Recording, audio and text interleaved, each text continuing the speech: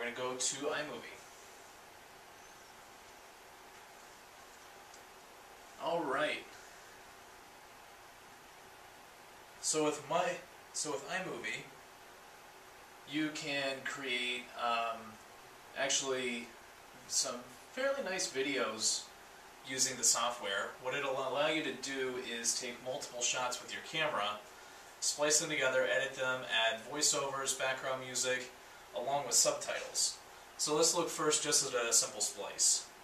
So what we're going to do is we're going to push the plus button down here. You can see new project, new trailer. I'll go ahead and tell you about the other buttons. This is the play button. This is the one I mentioned earlier when you're ready to share it to YouTube.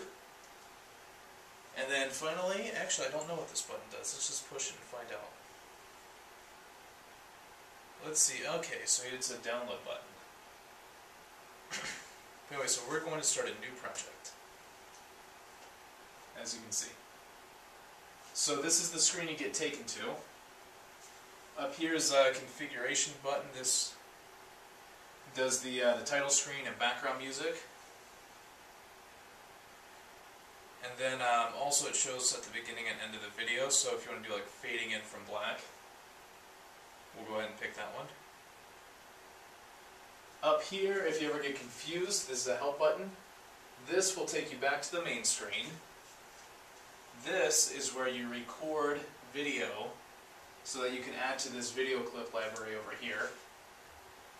This is your record button so that you can add voiceovers. And finally, the play button here is when you start making a movie, you can start playing it. So let's go back to the video we had shot just a second ago. I tapped this once, and as you can see, there's a test play button, and then there's a button showing a down arrow. We're going to click that. And as you can see what it does, it drops right into your film. So just like I said before, now this play button is not blurred out like it was before. See it's flashing down. Look it up slowly. There you guys are right there. The video camera. Back down slowly. And we will now tap. And there you go. You now have one clip inserted into YouTube. I'm sorry, one clip inserted into your movie. Now if you double tap it, you can also get some clip settings to show up. Let's say I don't want to use this one right now, so I'm going to delete a clip. But here was a metric video I had done, and as you can see I put a whole bunch of different metric units together. Let's go ahead and look at one of those. Unit number 1, the milligram. 1/1000th of a gram. So this was a demo I had done to show some white students how they can make their own movies. But let's say instead of doing everything from milli to kilo, let's say I just want to do milligram, gram, and kilogram. Well, since I've already shot all of them, I can say, okay, here's my milligram intro clip.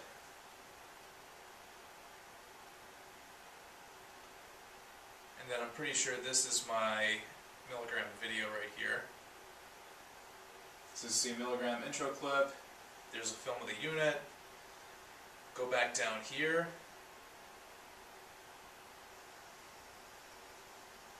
yep. Unit number 4. There's my gram. So we got 1, 2, 3, 4. It's going to be that one.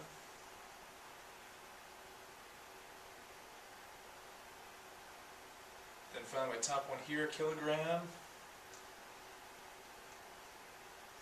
I know my book was the kilogram, so here we go. And now let's say I decided, oh wait, I got an intro piece I got to send back at the beginning. So you see where this red line is? If you insert a clip, it's going to insert it where that red line is. So if I wanted to insert like between these two pieces right here, I could do that. But in my case, I want to insert at the beginning. So I'm going to throw in a quick intro clip right here. Or say, welcome to the lab. And now say, okay, I want to go back and add in So as you can imagine, what's great about this is now you can do 4 or 5 takes, pick the one that you want, insert it in the order you like, and then once you're done with all this, it's actually then really simple to save. All you have to do is just hit this back button right here, and the whole thing is saved. If I tap the title up here,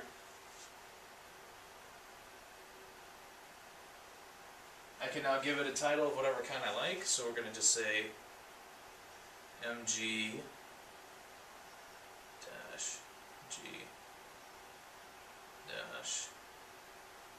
KG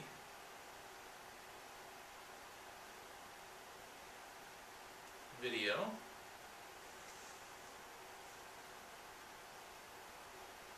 And now I've got my different metric videos. So I got my short version, I got my full version here. And then as you can imagine, now I can show different ones to the class depending on how much time I've got, along with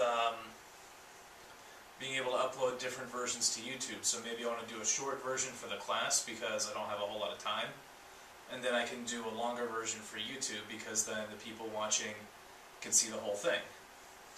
In the same way, you can get the students to do the same thing, just have them watch this video, and that will help them get started for their own project. I guess final thing to show here.